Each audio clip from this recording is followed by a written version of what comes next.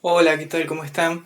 Por la gracia de Dios podemos tener la oportunidad un domingo más de abrir la palabra del Señor y poder compartir, sin duda, una palabra valiosa para cada una de nuestras vidas. En esta oportunidad quería centrarme en una pregunta. La pregunta es la siguiente: ¿para qué vino Jesús?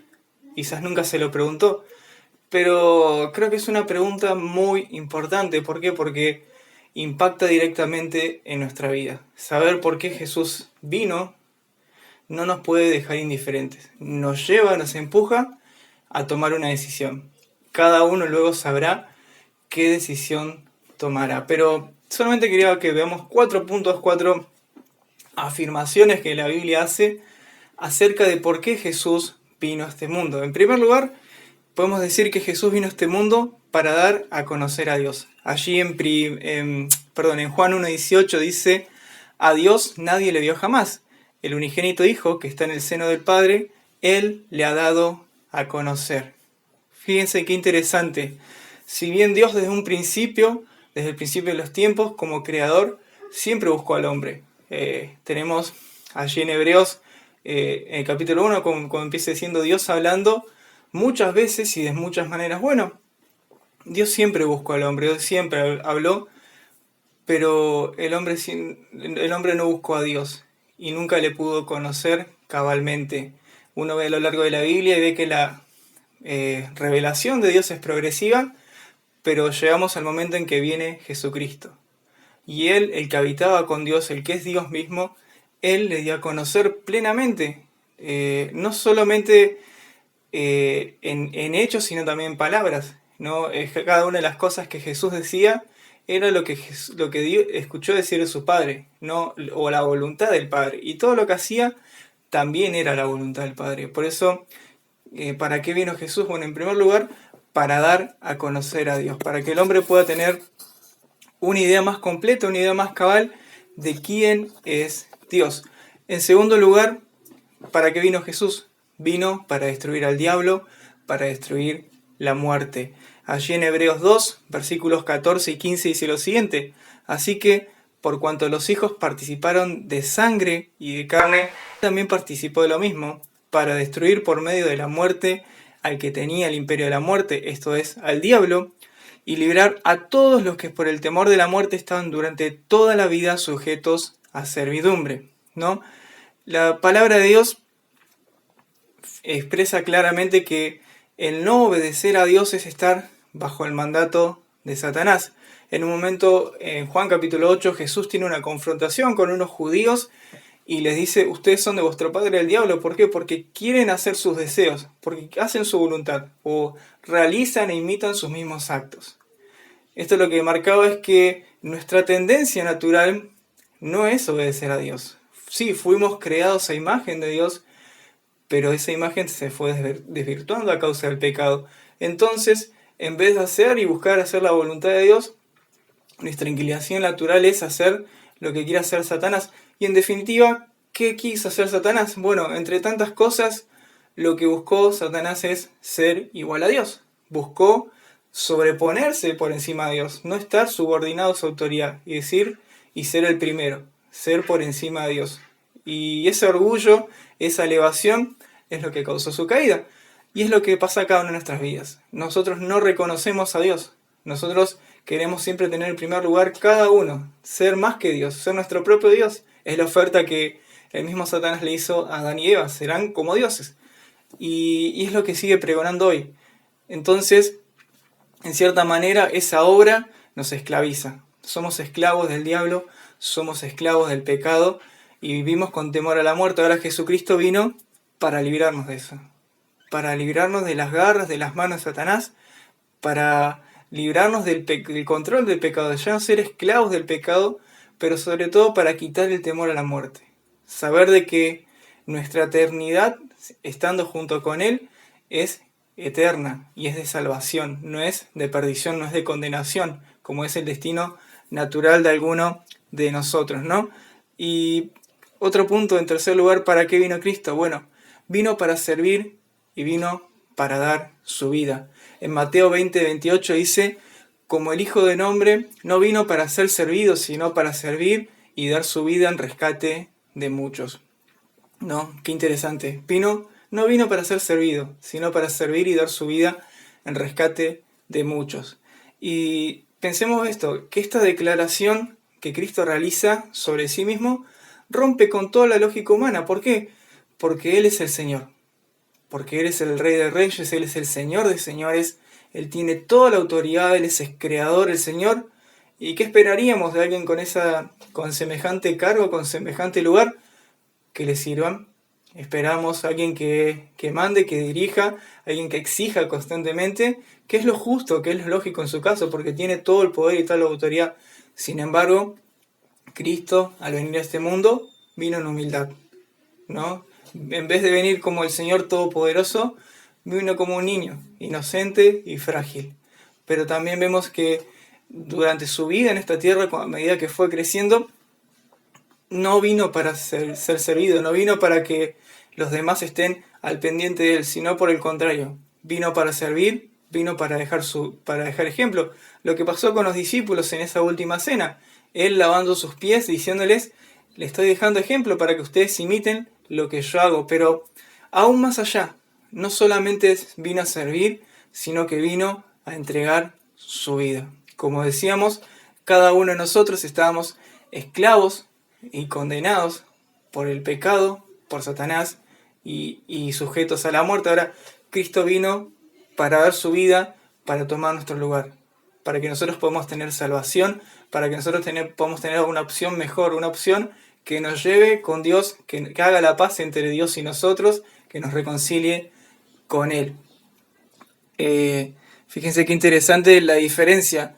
En Juan 10:10 dice que el ladrón no viene sino para hurtar, matar y destruir, y Jesús dice, yo he venido para que tengan vida y vida en abundancia. Nuevamente, la obra de Satanás, ¿cuál es? Hurtar, matar y destruir. La obra de Jesucristo es dar vida y vida en abundancia. Y esa es la vida que ofrece Cristo, una vida abundante, una vida plena, una vida que tiene total sentido, una vida, como siempre solemos escuchar, que vale la pena ser vivida. ¿Por qué? No es una vida libre de conflictos, no es una vida en que todo va bien, pero sí es una vida que está en paz, porque sabe que la eternidad es estar con el Señor y sabe que en el presente podemos disfrutar de muchas cosas que sin Cristo no podemos realizar. Ahora decíamos que Cristo vino para dar a conocer a Dios, que Cristo vino para deshacer las obras del diablo y para deshacer la muerte, que Cristo vino para servir y para dar su vida, pero en cuarto lugar encontramos que Cristo vino para salvar a los pecadores. Allí en 1 Timoteo 1:15 el apóstol Pablo dice algo muy interesante, dice, palabra fiel y digna de ser recibida por todos, que Cristo Jesús vino al mundo para salvar a los pecadores, de los cuales yo soy el primero. Qué palabra extraordinaria, qué palabra maravillosa, ¿no? ¿Por qué? Porque la Biblia es muy clara en cuanto a la condición del hombre y el final que le espera a este hombre, ¿no? También la Biblia dice, Romanos 3:23, por cuantos todos pecaron y están destituidos, es decir, separados de la gloria de Dios. Y si algo, como decíamos, que claramente nos enseña la Biblia es que todos y cada uno de nosotros hemos pecado. Nacemos en pecado y reproducimos el pecado.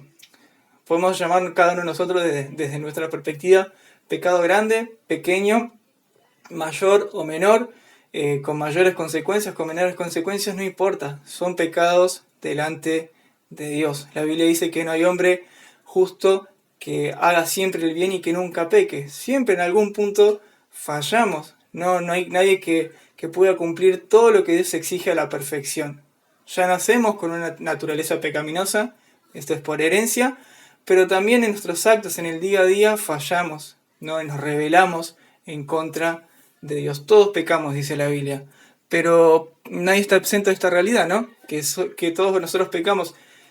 Y uno piensa en cosas trágicas, pero podemos mirar en el día a día en nuestra sociedad y darnos cuenta que sí, que el mal, que el pecado abunda. Y haciéndonos cargo también podemos mirar y hacer un examen en nuestra vida y decir que en muchas ocasiones también pecamos, también fallamos, también desagradamos a Dios de muchas maneras, ¿no? Y negando esto no se soluciona nada.